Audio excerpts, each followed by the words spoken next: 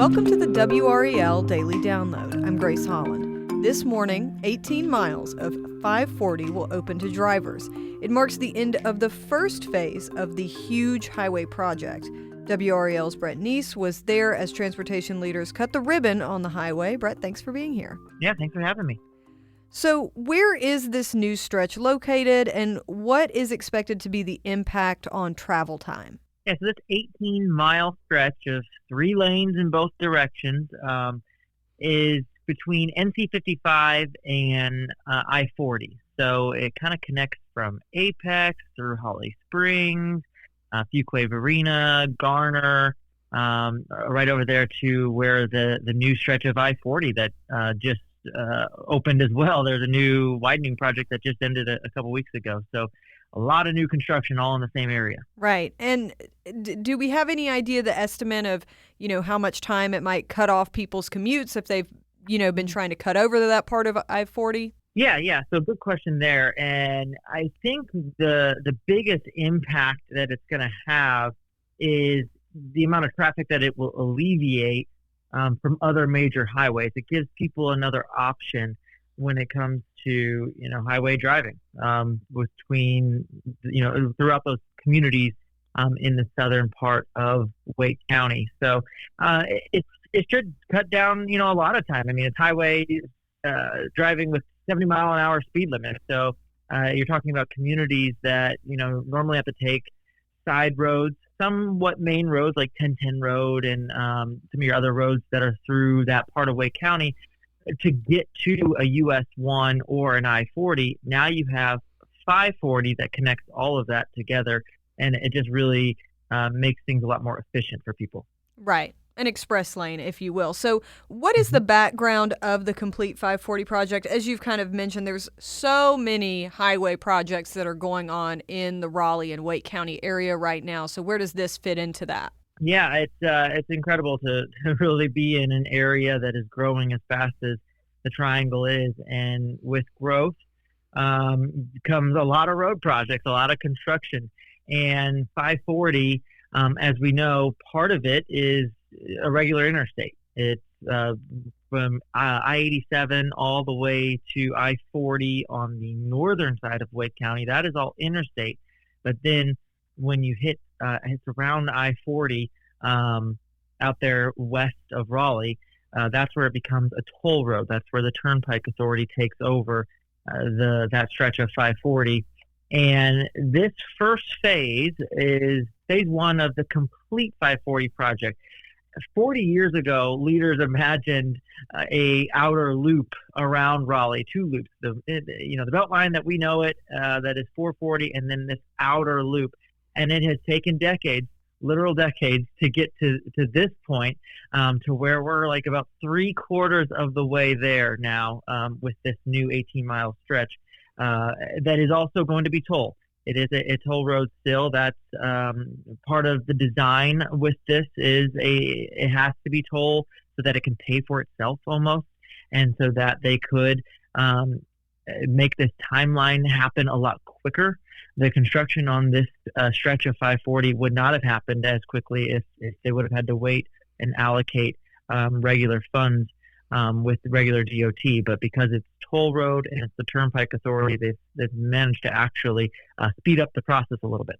When you say and put it in the context of that this is a project, an idea that's been going on for 40 years, it really just brings home how big this project is. So what did transportation officials say at the ribbon cutting about getting to this point and being able to, put those scissors to the ribbon on this first phase? Yeah, so I think it was about 12 years ago they mentioned that the first section of toll opened up, and it's been that many years since they've been able to get to this point where they can open up this next section of toll road and inch closer and closer to completing this outer loop. We heard from the mayor of Apex at the ribbon cutting, and we also heard from Secretary of Transportation. And these leaders talk about how this type of infrastructure is necessary in a state and in a community that is growing as fast as it is. The Apex mayor pointed out that since 2010, their population has grown by about 90%, Wow. almost doubled in 14 years. So when you think about that, that means there's that many more cars on the roads, and that's where we get all that traffic from. And so even if it's a toll road, having another option to alleviate traffic and to be able to, service the motoring public, as they call it, is just so necessary at this point in a community like ours. All right, let's take a quick break right there and we'll be right back.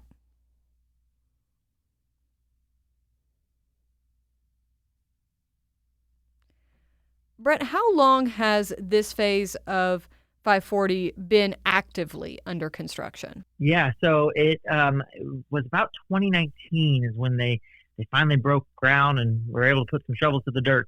About a year or so before that is when they really started the planning and the design work and the engineering work. But since 2019, 5 years it's been under construction. So it's been a long time coming for people. What are people going to need to expect if they're going to be driving that new stretch of 540 today? Or maybe they want to wait a couple of days and see how things go, but they still might need to be aware.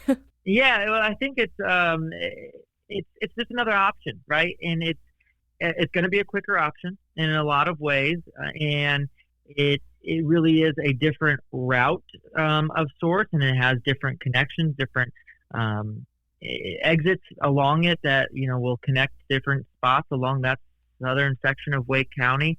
It is a toll road, so you will have to pay depending on how far along the road you traveled, how many exits you take. And if you have the NC Quick Pass, you're going to save some money there. If you don't, they'll bill you your toll fees later. So it's all it's not one of those toll roads that you see up in the West Virginia mountains where you actually have to stop and hand them your money. It's still like we've had with Toll 540 previously. It's those automated toll gantries. It scans the license plate and it'll send you the bill by mail. With that in mind, I know that you have been covering this project for a while. So, what do people who live near the highway think of it? Yeah, it's interesting. I think it's a massive project, and it really changes the landscape of that part of Wake County.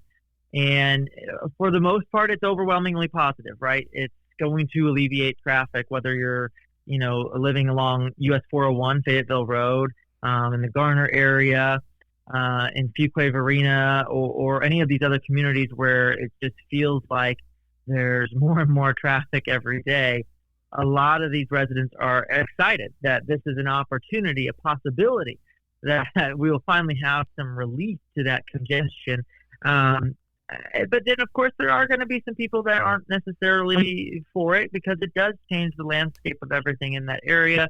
It does back up into a lot of people's backyards. And so it's just a really interesting project. It's DOT's largest project ever.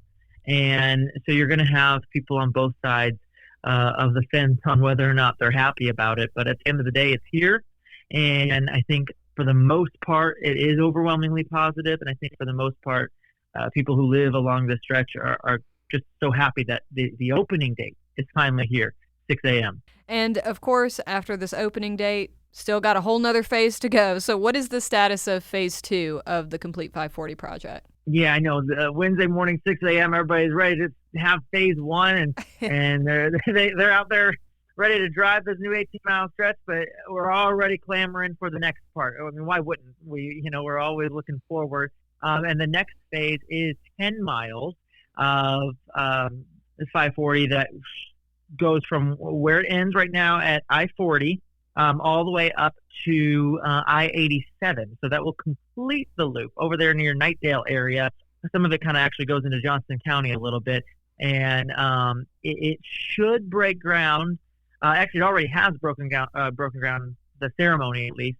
But active construction should start at the beginning of next year. And then it should be finished by 2028, by the end of 2028, if all goes according to plan. But of course, we know big, massive projects like this that cost $2.5 billion, that's billion with a B. Having things happen on time is quite the big task, a tall ask for people, for these construction crews to get it done. But they're going to try. They're going to try to get it done by 2028. But there's a good chance that weather, other factors happen. But 2028 is the target at this point. All right. Well, we will be watching it closely. Thank you, Brett, and thank you for listening to the WRAL Daily Download. Another great way to get WRAL news is the Morning Briefing newsletter. It's a daily email that's waiting in your inbox every morning with local news, events, and headlines to get you ready for the day. Sign up at WRAL.com/newsletter.